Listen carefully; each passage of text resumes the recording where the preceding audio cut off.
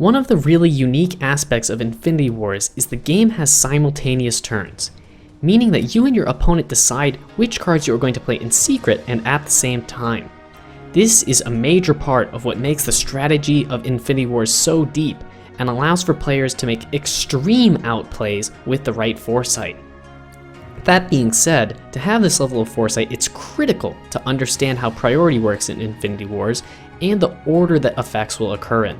At the beginning of the game, priority is assigned to a random player, and at the end of each turn, priority swaps to the other player.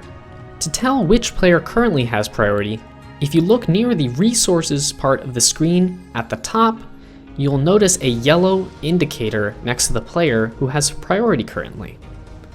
The player with priority's effects resolve first throughout the turn.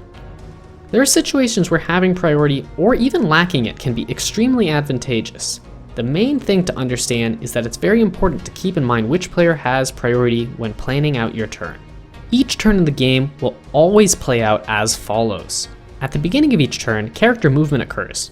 At this point, characters you and your opponent move during the planning phase do so accordingly, and cards you played from your hand are put into the zones that they were deployed to. After character movement occurs, each step of the turn is resolved with the player with priority resolving their effects first, followed by the player without priority, starting with beginning of the turn effects, similar to the effect on Unstable Bombot. Immediately after beginning of turn effects come deploy effects such as Flamed on Commando or Support Drone. After deploy effects come preemptive abilities like Counterspell or Grave Rob. Preemptive abilities always have the keyword preemptive listed at the top of the card's effects. After preemptive abilities come normal abilities and activatable abilities like Death Ray or Elita Immortal Caretaker.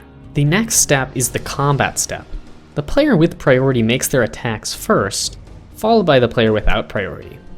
After combat is completed, end of turn effects like Tyra Burden of War occur.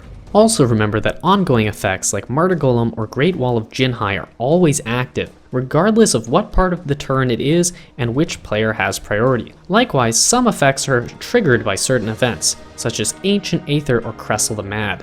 Triggered effects always occur immediately after the event that caused them before any other effects happen. Also, don't forget, the order you play your cards in matters too.